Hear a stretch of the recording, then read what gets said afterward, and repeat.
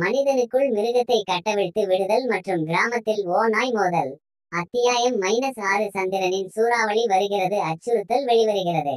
நெரஸ்ஸாவின் தோல்விக்கு பிறகு தனிப்பூர் அமைதி மற்றும் செழுமையின் காலத்தை அனுபவித்தது. கிராம மக்கள் தங்கள் வீடுகளை புனரமைத்து தங்கள் பாதுகாப்பை பலப்படுத்தி தங்கள் நிலத்தை புதுப்பிக்கப்பட்ட வீரியத்துடன் பயிரிட்டனர். மனித ஓநாய் கிராம போரின் கதையும் பரலோக ஓநாயை மீட்டெடுப்பதற்கான பாதுகாவலர்களின் தேடலும் அனைவருக்கும் நம்பிக்கை மற்றும் உத்வேகத்தின் கலங்கரை விளக்கமாக மாறியது. மாயா, அர்ஜுன் மற்றும் தேவ் இப்போது செலஸ்டியல் ஓநாயுடன் பிணைக்கப்பட்டு கிராமத்தின் பாதுகாவலர்களாகவும் தலைவர்களாகவும் புதிய பாத்திரங்களை ஏற்றுக்கொண்டனர். அவர்கள் கற்றுக்கொண்ட பாடங்கள் கடத்தப்படுவதை உறுதி செய்து அடுத்த தலைமுறை பாதுகாவலர்களுக்கு தொடர்ந்து பயிற்சி அளித்தனர். ஒரு நாள் அவர்கள் காடுகளின் இதயத்தில் கூடியபோது வான ஓநாய் அவர்கள் முன் தோன்றியது. இருள் பின்னுக்கு தள்ளப்பட்டது, ஆனால் அது எப்போதும் திரும்புவதற்கான வழியை தேடும். நீங்கள் விழிப்புடன் இருந்து இயற்கையோடு இயைந்த கிராம மக்களை வழிநடத்த வேண்டும். மாயா தலையசைத்தாள். நாங்கள் செய்வோம், வான ஓநாய். உங்கள் ஆவி எங்களுக்கு ஒற்றுமையின் வலிமையையும் சமநிலையின் முக்கியத்துவத்தையும் காட்டுகிறது. அர்ஜுன் மேலும் கூறினார், நாங்கள் எங்கள் ஆழ்ந்த அச்சங்களை எதிர்கொண்டோம் மற்றும் வலுவாக வெளிப்பட்டுள்ளோம். எங்களின் முழு பலத்துடன் தனிப்பூரை பாதுகாப்போம். தங்களை சுற்றிலும் ஆவிகள் இருப்பதை உணர்ந்த தேவ் சிரித்தார். காடுகளின் ஆவிகள் மற்றும் முன்னோர்கள் நம்மை வழிநடத்துவார்கள். அவர்களின் ஞானத்தை மதிப்போம். எங்கள் கிராமம் ஒளியின் சரணாலயமாக இருப்பதை உறுதி செய்வோம். வான ஓநாய் வடிவம் பெருமையால் மின்னியது. நீங்கள் அனைவரும் உண்மையான பாதுகாவலர்களாக வளர்ந்திருக்கிறீர்கள். ஆனால் நினைவில் கொள்ளுங்கள், பயணம் ஒருபோதும் முடிவடையாது. சவால்கள் எப்போதும் இருக்கும். அவற்றை தைரியத்துடனும் இரக்கத்துடனும் எதிர்கொள்வது உங்கள் கடமையாகும். பரலோக ஓநாய் ஆசீர்வாதத்துடன் பாதுகாவலர்கள் தங்கள் வேலையை தொடர்ந்தனர். ஒவ்வொரு குரலும் கேட்கப்படுவதையும் ஒவ்வொரு தேவையும் பூர்த்தி செய்யப்படுவதையும் உறுதி செய்து கிராமத்தின் அனைத்து பகுதிகளிலிருந்தும் பிரதிநிதிகளை உள்ளடக்கிய ஒரு சபையை அவர்கள் நிறுவினர். அவர்கள் அண்டை கிராமங்களுடன் கூட்டணியை உருவாக்கி ஆதரவு மற்றும் ஒத்துழைப்பு வலையமைப்பை உருவாக்கினர். பாதுகாவலர்களுக்கும் கிராம மக்களுக்கும் இடையிலான பிணைப்பு வலுவடைந்தது. தானிப்பூர் மக்கள் தாங்கள் ஏதோ ஒரு பெரிய பாகம் என்பதை அறிந்து தங்கள் பாத்திரங்களில் பெருமிதம் கொண்டனர். கிராமம் செழித்து வளர்ந்தது. அதன் வயல்களில் பயிர்கள் செழிப்பாக இருந்தன. அதன் வீடுகள் உறுதியான மற்றும் வரவேற்கத்தக்கவை. ஒரு மாலையில் சூரியன் மறைந்ததும் வானம் ஆரஞ்சு நிறத்தில் பிரகாசமான நிழலாக மாறியது. கிராமம் ஒரு திருவிழாவிற்கு கூடியது. இது அவர்களின் ஒற்றுமை, அவர்களின் நெகிழ்ச்சி மற்றும் அவர்கள் பரலோக ஓநாயுடன் பகிர்ந்து கொண்ட பந்தத்தின் கொண்டாட்டமாக இருந்தது. இசை காற்றை நிரப்பியது. கிராம மக்கள் நடனமாடி பாடினர். அவர்களின் உற்சாகம் உயர்ந்தது. மாயா, அர்ஜுன் மற்றும் தேவ் ஆகியோர் கொண்டாட்டங்களின் மையத்தில் நின்றனர். அவர்களின் இதயம் நன்றியுடனும் நம்பிக்கையுடனும் நிறைந்தது. அவர்கள் கற்பனை செய்ய முடியாத சவால்களை எதிர்கொண்டனர், ஆனால் அவர்கள் வலுவாக வெளிப்பட்டனர். வானத்து ஓநாயுடனான அவர்களின் பிணைப்பு பிரிக்க முடியாதது. இரவு இருண்ட போது வானத்தில் ஓநாய் வடிவம் தோன்றியது. அதன் ஒளி கிராம மக்களை வழிநடத்தியது. நினைவில் கொள்ளுங்கள், ஓநாயின் குரல் எதிரொலித்தது. உங்கள் கிராமத்தின் பலம் உங்கள் ஒற்றுமையிலும் நிலத்துடனான உங்கள் தொடர்பிலும் உள்ளது. அதை பாதுகாக்கவும் அதை வளர்த்து கொள்ளுங்கள். அது எப்போதும் உங்கள் சரணாலயமாக இருக்கும். கிராம மக்கள் தங்கள் கைகளை உயர்த்தி வணக்கம் செலுத்தினர். அவர்களின் முகங்கள் பெருமையுடன் பிரகாசிக்கின்றன. அவர்கள் தலைமுறை தலைமுறையாக நிலைத்து நிற்கும் ஒரு மரபு, தைரியம், ஒற்றுமை மற்றும் காடுகளின் நீடித்த ஆவி ஆகியவற்றின் ஒரு பகுதியாக இருப்பதை அவர்கள் அறிந்திருந்தனர். திருவிழா தொடர்ந்தது. பாதுகாவலர்கள் ஒருவரையொருவர் பார்த்து கொண்டனர். அவர்களின் பிணைப்பு முன்னெப்போதையும் விட வலுவாக இருந்தது. அவர்கள் இருளை எதிர்கொண்டு வெற்றி பெற்றனர், ஆனால் அவர்களின் பயணம் இன்னும் வெகு தொலைவில் உள்ளது என்பதை அவர்கள் அறிந்திருந்தனர். வான ஓநாய் மற்றும் அவர்கள் கற்றுக்கொண்ட பாடங்களால் வழிநடத்தப்பட்ட தானிப்பூரை அவர்கள் தொடர்ந்து பாதுகாப்பார்கள். அமைதி மற்றும் செழிப்பின் நாட்கள் தனிப்பூரை ஆசீர்வதித்துக் கொண்டே இருந்தன. பாதுகாவலர்களின் வழிகாட்டுதலின் கீழ் கிராமம் செழித்தோங்கியது மற்றும் சமூகத்தில் உள்ள பிணைப்புகள் எப்போதும் வலுவாக வளர்ந்தன. இருப்பினும் வான ஓநாய் எச்சரித்தபடி நிழல்கள் உண்மையில் மறைந்து விடவில்லை. அவர்கள் திரும்பி வருவதற்கான வாய்ப்புக்காக காத்திருந்தனர். ஒரு மிருதுவான காலையில் லீலா என்ற சாரணர் கிராம சதுக்கத்திற்கு விரைந்தார். அவள் முகம் வெளிரி போய் மூச்சு விடுவது வேகமாக இருந்தது. அவள் காட்டின் புறநகர் பகுதியில் ரோந்து சென்று கொண்டிருந்த போது ஏதோ ஒரு பயங்கரமான சம்பவத்தை எதிர்கொண்டாள். மாயா, அர்ஜுன், தேவ் அவள் குரல் நடுங்க கூப்பிட்டாள். வரவிருக்கும் அறுவடை திருவிழாவிற்கான திட்டங்களை பற்றி விவாதித்துக் கொண்டிருந்த 3 பாதுகாவலர்களும் உடனடியாக அவள் மீது தங்கள் கவனத்தை திருப்பினார்கள். அது என்ன லீலா? மாயா கேட்டாள். அவள் முகத்தில் கவலை பதிந்தது. நான் பார்த்தேன். காட்டில் ஏதோ இருக்கிறது. லீலா சரியான வார்த்தைகளை கண்டுபிடிக்க முடியாமல் திணறினாள். இது ஒரு உயிரினம். நான் இதுவரை பார்த்ததில்லை. அது ஒரு மனிதனின் வடிவத்தை கொண்டிருந்தது. ஆனால் அதன் கண்கள் ஒரு மிருகத்தின் கண்கள் போல இருந்தது. அது வேகமாக நகர்ந்து நிழல்களில் கலந்தது. மேலும் ஒன்றுக்கு மேற்பட்டவை இருந்தன. அர்ஜுனின் பிடி அவன் வாளை இறுக்கியது. இருள் திரும்புகிறதா? தேவ் கண்களை மூடிக்கொண்டு ஆவிகளின் வழிகாட்டுதலை நாடினார். சிறிது நேரம் கழித்து அவர் அவற்றை திறந்து பணிவுடன் தலையசைத்தார். ஆவிகள் அதை உறுதிப்படுத்துகின்றன. இருள் ஒரு புதிய பாத்திரத்தை கண்டுபிடித்தது. நாம் தயார் செய்ய வேண்டும். அச்சமும் உறுதியும் கலந்த செய்தி கிராமம் முழுவதும் வேகமாக பரவியது. கிராம மக்கள் பாதுகாவலர்களின் வெற்றிகளையும் வான ஓநாய் பாதுகாப்பையும் நினைவுகூர்ந்து ஒன்று திரண்டனர். அவர்கள் தங்கள் பாதுகாப்பை பலப்படுத்தினர் மற்றும் பாதுகாவலர்களின் கண்காணிப்பு கண்களின் கீழ் அயராது பயிற்சி செய்தனர். முதல் சந்திப்பு. நாட்களுக்கு பிறகு இரவு விழும்போது கிராமத்தின் புதிய பாதுகாப்பு சோதனைக்கு உட்படுத்தப்பட்டது. லீலா விவரித்த உயிரினங்கள் நிழலில் இருந்து வெளிப்பட்டன. அவற்றின் கண்கள் தீமையால் பிரகாசிக்கின்றன. அவர்கள் வாழ புதிய வடிவங்களை கண்டறிந்த நெரசாவின் இருளின் எச்சங்கள். அவர்கள் தானிப்பூரின் புறநகரில் சுற்றித் திரிந்து கிராமத்தின் பாதுகாப்பை சோதித்தனர். மாயா, அர்ஜுன் மற்றும் தேவ் ஆகியோர் முன் வரிசையில் நின்றனர். அவர்களின் ஒருங்கிணைந்த வெளிச்சம் நிழல்களை திரும்ப செலுத்தியது. உயிரினங்கள் தந்திரமாகவும் சுறுசுறுப்பாகவும் இருந்தன. ஆனால் பாதுகாவலர்களின் ஒற்றுமையும் வலிமையும் வலிமையானவை. போர் கடுமையாக இருந்தது. ஆயுதங்களின் மோதல் மற்றும் உயிரினங்களின் கர்ஜனைகளால் காற்று நிரம்பியது. அர்ஜுனின் வாள் நிலவொளியில் பளிச்சிட்டது. மிருகம் ஒன்றை தாக்கியது. கிராமத்தை மீற நாங்கள் அனுமதிக்க முடியாது. மாயா தனது ஊழியர்களை பயன்படுத்தி ஒளியின் தடையை உருவாக்கி ஒவ்வொரு வேலை நிறுத்தத்திலும் உயிரினங்களை விரட்டினார். நாங்கள் கோட்டை பிடிக்க வேண்டும். கிராம மக்கள் எங்களை நம்புகிறார்கள். தேவ் ஆவிகளை அழைத்தார். அவர்களின் ஆற்றல் கிராம மக்களை சுற்றி பாதுகாப்பு தடைகளை உருவாக்குகிறது. எல்லோரும் உறுதியாக இருங்கள். ஆவிகள் எங்களுடன் உள்ளன. அவர்களின் சிறந்த முயற்சிகள் இருந்த போதிலும் உயிரினங்கள் முடிவற்றதாக தோன்றியது.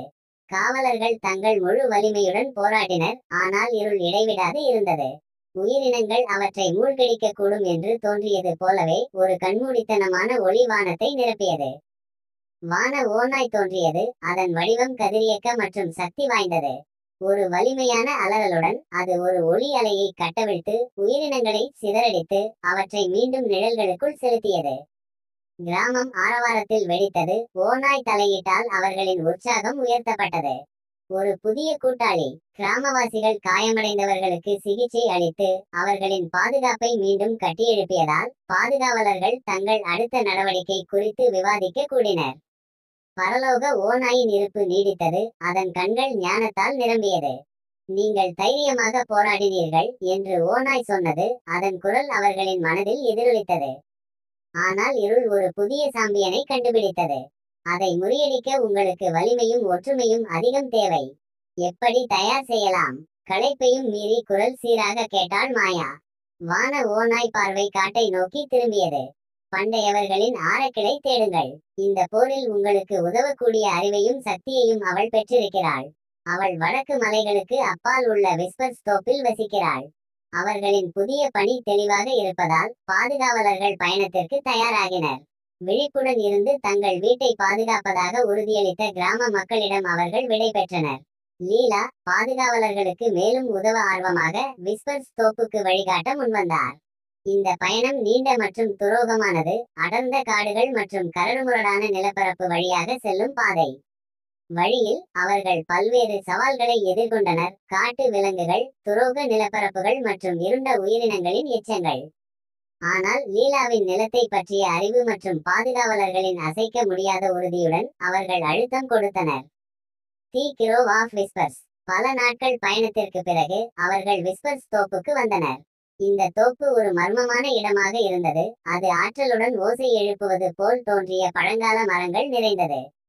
அதன் மையத்தில் ஒரு சிறிய குடிசை நின்றது. கொடிகள் மற்றும் மலர்களால் மூடப்பட்டிருந்தது. அது மங்கலான ஒளிமயமான ஒளியுடன் ஒளிரும்.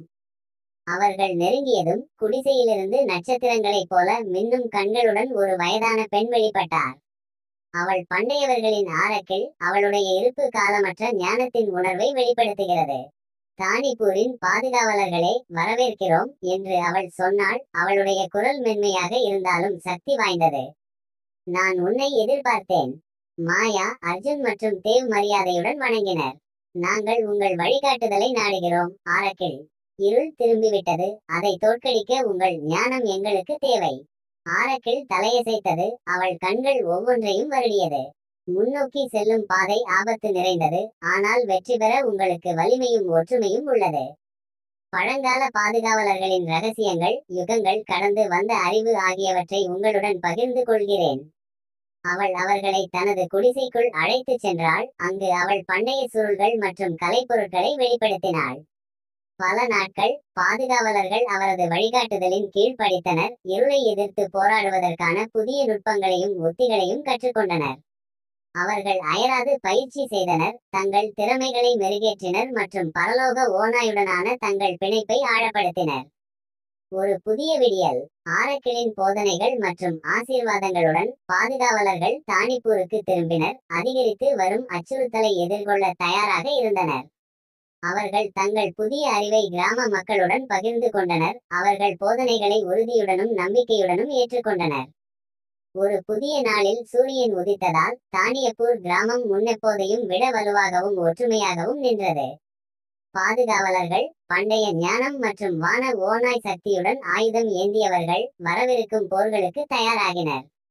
இருள் ஒரு புதிய சாம்பியனை கண்டுபிடித்திருக்கலாம், ஆனால் தனிப்பூரின் வெளிச்சம் அணையாது.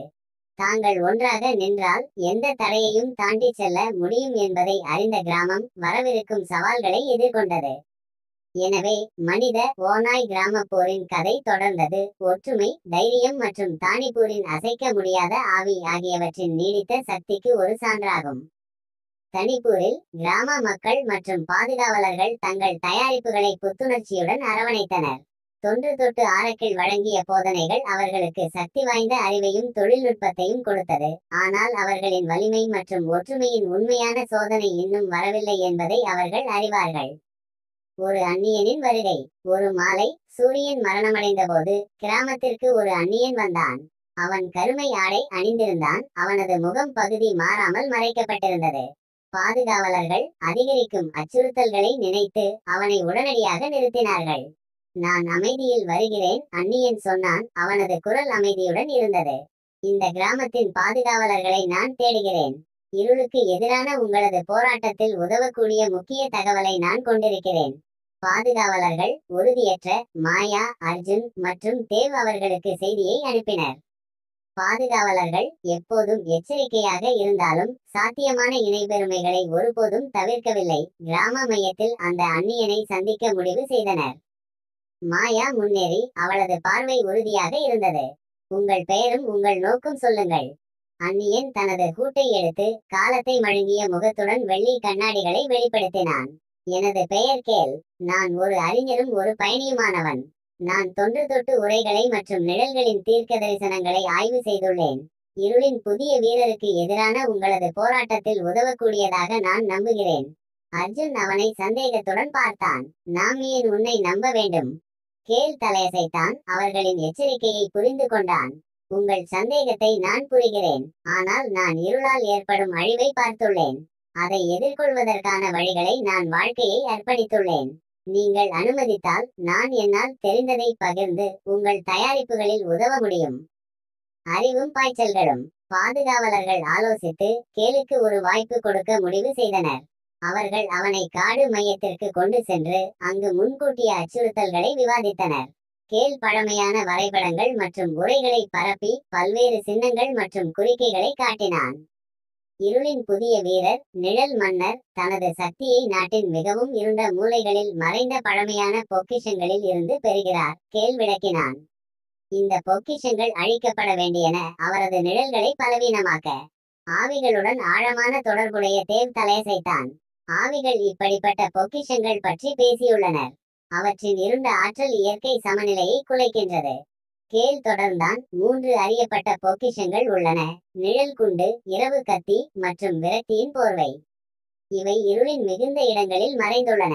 நிழல் மன்னருக்கு எதிராக வெற்றி பெற நீங்கள் இவைகளை கண்டுபிடித்து அழிக்க வேண்டும். நிலவின் சூறாவளி. தனிப்பூரில் கிராம மக்கள் மற்றும் பாதுகாவலர்கள் தங்கள் தயாரிப்புகளை புத்துணர்ச்சியுடன் அரவணைத்தனர். தொன்று தொட்டு ஆரக்கில் வழங்கிய போதனைகள் அவர்களுக்கு சக்தி வாய்ந்த அறிவையும் தொழில்நுட்பத்தையும் கொடுத்தது.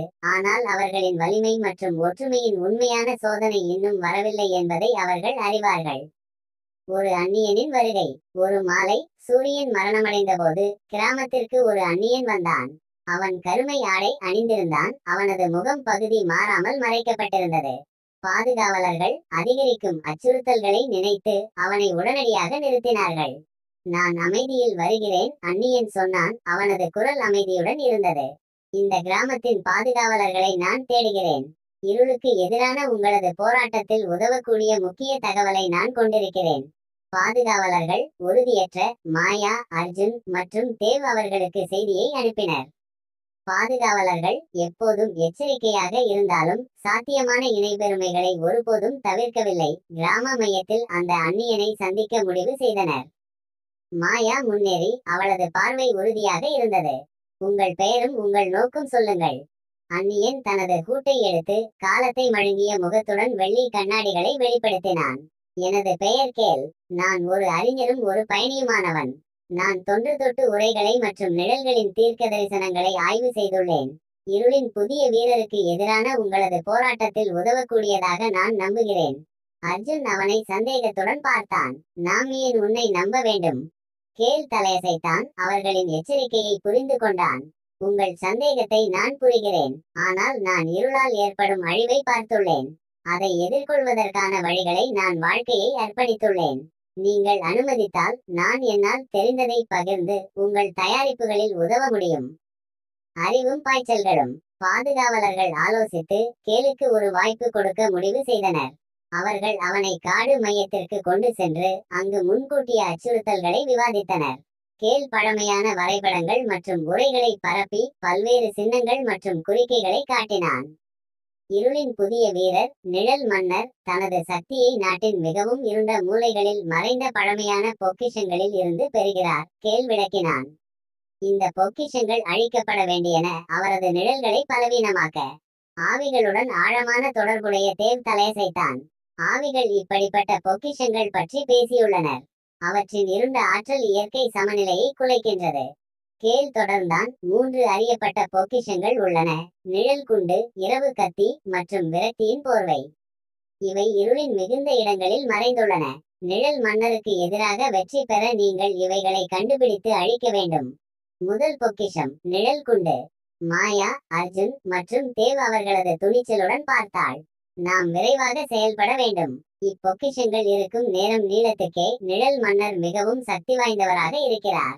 இரவில் கிடக்கும் குகைகளில் பாதுகாவலர்கள் மற்றும் கேல் நிழல் குண்டை கண்டுபிடிக்கவும் அழிக்கவும் தங்கள் முதல் பிரயாணத்தை தொடங்கினர். கேலின் ஆராய்ச்சியின்படி குகைகள் எப்போதும் இருளால் மூடப்பட்ட லட்சியத்தின் குழல்களில் மறைக்கப்பட்டிருந்தன. குகைகளுக்குள் அவர்கள் சென்று பல சவால்களை எதிர்கொண்டனர். காற்று குளிர்ச்சியாக இருந்தது மற்றும் ஒடுக்கும் இருள் எல்லா பக்கங்களிலிருந்தும் அழுத்தியது.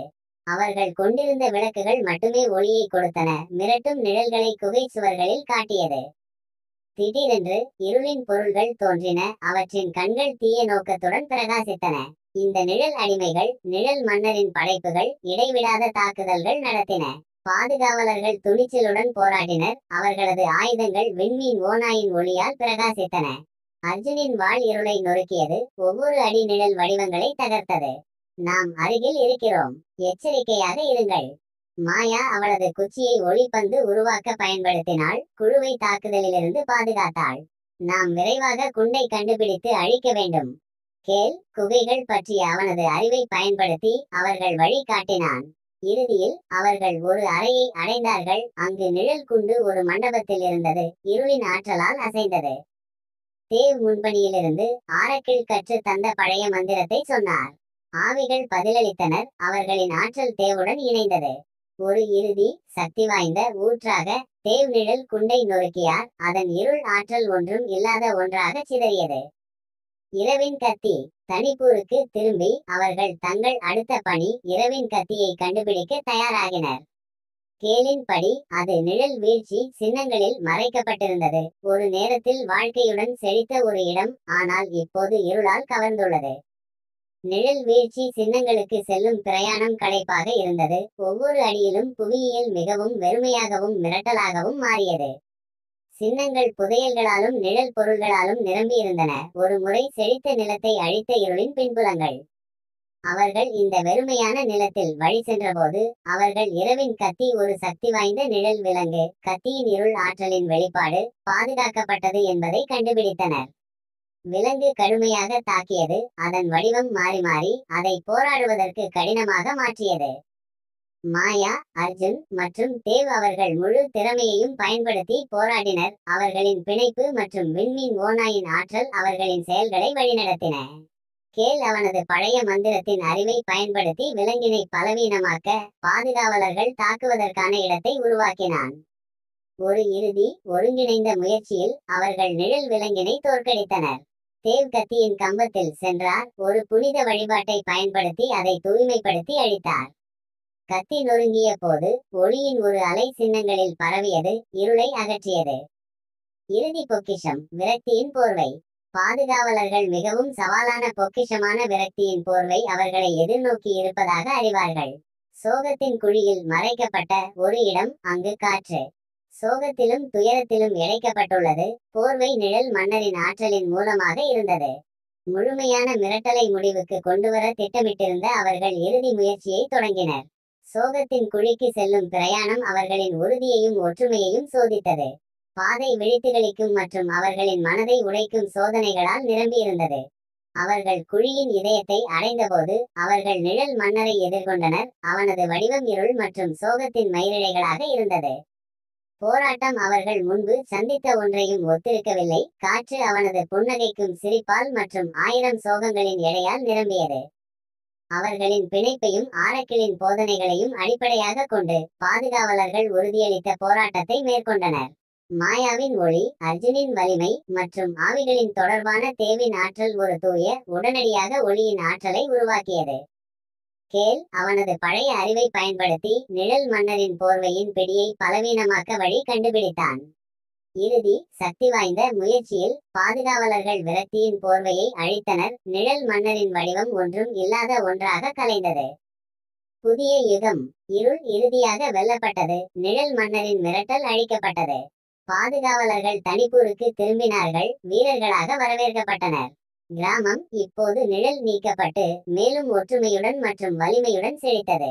மாயா, அர்ஜுன், தேவ் மற்றும் கேல் ஒன்றாக நின்றனர். போராட்டத்தின் நெருப்பில் உருவாக்கப்பட்ட அவர்களின் பிணைப்பு மற்றும் அவர்களின் பகிர்ந்த நோக்கத்தால் வலுப்பெற்றது. அவர்கள் வென்ற அமைதி மிகவும் மதிப்புமிக்கது என்பதையும் அதை பாதுகாக்க எப்போதும் எச்சரிக்கையாக இருக்க வேண்டும் என்பதையும் அவர்கள் அறிவார்கள். விண்மீன் ஓநாயின் கண்காணிப்பு கீழ் தனிப்பூர் செழிப்பின் மற்றும் ஒற்றுமையின் புதிய யுகத்தில் நுழைந்தது. ஒருமுறை இருளால் மிரட்டப்பட்ட உலகில் ஒளியின் மற்றும் நம்பிக்கையின் வெளிச்சமாக நிழல் மன்னரை தோற்கடித்து மற்றும் பழமையான பொக்கிஷங்களை அழித்த பிறகு தனிப்பூர் அமைதி மற்றும் புத்துணர்ச்சியின் காலத்தை அனுபவித்தது. பாதுகாவலர்களின் துணிச்சலும் ஒற்றுமையும் உற்சாகமூட்டிய கிராம மக்கள் தங்கள் வீட்டை மறுபடியும் கட்டிக்கொள்ளவும் வலுப்படுத்தவும் ஒருங்கிணைந்து உழைத்தனர். இருள் பின்னுக்கு தள்ளப்பட்டிருந்தாலும் போராட்டங்களில் கற்றுக்கொண்ட பாடங்கள் அவர்களுடன் நிலைத்திருந்தன. ஒற்றுமையை கொண்டாடுதல். பாதுகாவலர்களை கௌரவிக்கவும் இருளை வென்றதை கொண்டாடவும் கிராமத்தில் ஒரு பெரிய கொண்டாட்டத்திற்கு தயாரானார்கள். தெருக்களில் நிறைவான வண்ணக்கோடிகள் அலங்கரிக்கப்பட்டு விருந்து தயாரிப்பதில் மனம் நிரம்பியிருந்தது. கிராம மக்கள் தங்கள் நன்றி மற்றும் மகிழ்ச்சியை வெளிப்படுத்த ஆவலுடன் இருந்தனர். மாயா, அர்ஜுன், தேவ் மற்றும் கேல் கொண்டாட்டத்தில் சிறப்பு விருந்தினர்களாக கௌரவிக்கப்பட்டனர். அவர்கள் பரிசுகள் மற்றும் புகழ்களுடன் கௌரவிக்கப்பட்டனர். ஆனால் அவர்கள் வணக்கத்தை எளிமையாக பகிர்ந்து கொண்டனர். ஒற்றுமையும் ஒருமித்த சக்தியும் இருளை வென்றதாக வலியுறுத்தினர். கொண்டாட்டத்தின் போது விண்மீன் ஓநாய் மீண்டும் தோன்றியது. அதன் உருவம் மாய உலகின் ஒளியால் ஒளிர்ந்தது. நீங்கள் சிறப்பாக செய்தீர்கள் தனிப்பூரின் பாதுகாவலர்களே. நீங்கள் இந்த கிராமத்திற்கு கொண்டு வந்த ஒளி மற்றவர்களுக்கு ஒரு ஒளிக்கிழமையாக இருக்கும். அதை பாதுகாத்து வளர்த்து வருவிக்க தொடருங்கள். மாயா அவளது இதயம் நன்றியுடன் நிரம்பிய நிலையில் முன்வந்தாள். நாங்கள் அப்படியே செய்வோம் விண்மீன் ஓநாய். உண்மையான வலிமை ஒற்றுமையிலும் நாங்கள் பகிர்ந்த பிணைப்புகளிலும் உள்ளது என்பதை நாங்கள் கற்றிருக்கிறோம். ஓநாய் தலையசைத்தது. அதன் கண்கள் காலத்தின் அறிவை பிரதிபலித்தன. ஒரு பாதுகாவலரின் பயணம் ஒருபோதும் உண்மையாக முடிவதில்லை. எப்போதும் சவால்கள் இருக்கும், ஆனால் அதை வெல்ல நீங்கள் சக்தி உள்ளவர்கள். ஒரு புதிய சவால். கொண்டாட்டம் நடைபெறும்போது ஒரு சுகாவாசி அவசர செய்தியுடன் வந்தார். சமீபத்திய கிராமமான நிரங் அவசர உதவி கூற்றை அனுப்பியுள்ளது. அவர்கள் அறியாத படைகளால் தாக்கப்பட்டுள்ளனர். கொண்டாட்டத்தின் மகிழ்ச்சி அவர்களின் பொறுப்புகளின் உண்மையை மிதமாக்கியது. மாயா, அர்ஜுன், தேவ் மற்றும் கேல் விரைவாக செயல்பட வேண்டியதை அறிந்தனர். அவர்கள் தங்கள் உபகரணங்களை சேர்த்து உடனடியாக நிரங்குக்கு செல்வதற்காக தயாரானார்கள். பயணம் தொடங்கியது. தனிப்பூர் மக்கள் பாதுகாவலர்களை வழியனுப்புவதற்காக திரண்டு வந்தார்கள். அவர்களின் முகங்களில் தன்னம்பிக்கை மற்றும் நம்பிக்கை மிளிர்ந்தன. நாங்கள் இங்கே இருப்போம், எங்கள் வீட்டை காத்துக்கொள்ள தயாராக என்று ஒரு கிராமத்து மக்கள் கூறினார். நீங்கள் எங்களை நன்றாக கற்றீர்கள். மாயா சிரித்தார், பெருமை உணர்வு நிறைந்தார். கவனமாக இருங்கள், நாங்கள் உடனே திரும்புவோம். நிராங்குக்கான பயணம். நிராங்குக்கான பயணம் விரைவாக இருந்தது. தனிப்பூரிலிருந்து சிறந்த போராளிகள் சிலருடன் பாதுகாவலர்கள் காடுகளில் தங்கள் இலக்குடன் நகர்ந்தனர். நிராங்கு அருகே வந்தபோது போரின் சின்னங்கள் தென்பட்டன. எரிந்த வயல்கள், சேதமடைந்த வீடுகள் மற்றும் அச்சத்தில் இருக்கும் கிராம மக்கள். கிராமத்தின் மையத்தில் அவர்கள் தாக்குதல் வந்த இடத்தை கண்டனர். இருண்ட மந்திரத்தை கையாளும் ஒரு பயங்கரமான போராளியால் வழிநடத்தப்பட்ட ஒரு கொள்ளையர்களின் கூட்டம். தலைவன், ஒரு உயரமான உருவம், அவரது முகத்தை மறைத்த ஒரு முகமூடியுடன் தன் அடியாளர்களுக்கு உத்தரவுகளை குறைத்தார். அவர்கள் வீடுகளை எரித்துக் கொண்டு கிராம மக்களை அச்சுறுத்தினர். மாயா அவரது தூண்மனை விண்மீன் ஓனாவின் ஒளியால் ஒளிர்ந்தபடி முன்வந்தார். போதும், நீங்கள் இவர்கள் மேலும் காயப்படுத்த மாட்டீர்கள். தலைவன் திரும்பி தனது முகமூடியின் பின்னால் இருந்து அவன் கண்களை சுருங்கியது. யார் என்னை சவால் செய்ய துணிந்தார்? அர்ஜுன் தனது வாளை எடுத்தார். அவரது குரல் நிலையாக இருந்தது. நாங்கள் தனிப்பூரின் பாதுகாவலர்கள் மற்றும் நாங்கள் உங்களை நிறுத்துவோம். நிராங்குக்கான போராட்டம். போர் கடுமையானது. தலைவனின் இருண்ட மந்திரத்தின் மூலம் தூண்டப்பட்ட கொள்ளையர்கள் கடுமையாக போராடினர். ஆனால் பாதுகாவலர்கள் தங்கள் பந்தத்தாலும் அகிலவாழியின் போதனைகளாலும் தூண்டப்பட்டு திறமையுடனும் தன்னம்பிக்கையுடனும் எதிர்த்து நின்றனர். கேல் தனது பழமையான மந்திரத்தின் அறிவை பயன்படுத்தி தலைவனின் மந்திரங்களை உடைத்தார். பாதுகாவலர்கள் தாக்கும் இடங்களை உருவாக்கினார். தேவ ஆன்மாக்களை அழைத்தார். அவர்களின் ஆற்றல் கிராம மக்களுக்கு சீரமைப்பு வலைகளை உருவாக்கியது. மாயா மற்றும் அர்ஜுன் ஒருவருக்கொருவர் அருகில் போராடினர். அவர்களின் இயக்கங்கள் ஒத்திசைக்கப்பட்டு துல்லியமானவை. ஒவ்வொரு தாக்கத்திலும் அவர்கள் கொள்ளையர்களை பின்தள்ளினர். மெல்ல மெல்ல மேல்மையை பெற்றனர். இறுதியாக மாயா நேரடியாக தலைவனை எதிர்கொண்டார். அவரது இருண்ட மந்திரம் அவரது ஒளியுடன் மோதியது. இரண்டு சக்திகளும் ஆதிக்கம் செலுத்த முயன்றன. இறுதி சக்தி வாய்ந்த முயற்சியில் மாயா விண்மீன் ஓனாவின் முழு ஆற்றலை பயன்படுத்தி தலைவனின் மந்திரத்தை உடைத்து அவரை ஆயுதம் இழக்கச் செய்தார். தலைவன் முழங்காலில் விழுந்தார். அவரது முகமுடி விழுந்து கோபத்தால் மற்றும் விரக்தியால் சுழன்ற முகத்தை வெளிப்படுத்தியது. இது முடிந்துவிடவில்லை என்று அவர் குமுறினார். இருளின் சக்தியை நாடும் மற்றவர்களும் உள்ளனர். அர்ஜுன் முன்னேறி தனது வாளை தயாராக வைத்தார். நாங்கள் அவர்களை எதிர்கொள்ள தயாராக இருப்போம். இப்போது விலகுங்கள், மேலும் திரும்பாதீர்கள். கொள்ளையர்கள் அவர்களின் தலைவனை தோற்கடிக்க பார்த்து கிராமத்தை விட்டு ஓடி விட்டனர். நிராங்கை மீண்டும் அமைதியாக வைத்தனர். கிராம மக்கள் நன்றியும் நிம்மதியுடன் பாதுகாவலர்களுக்கு மிகுந்த நன்றியை தெரிவித்தனர்.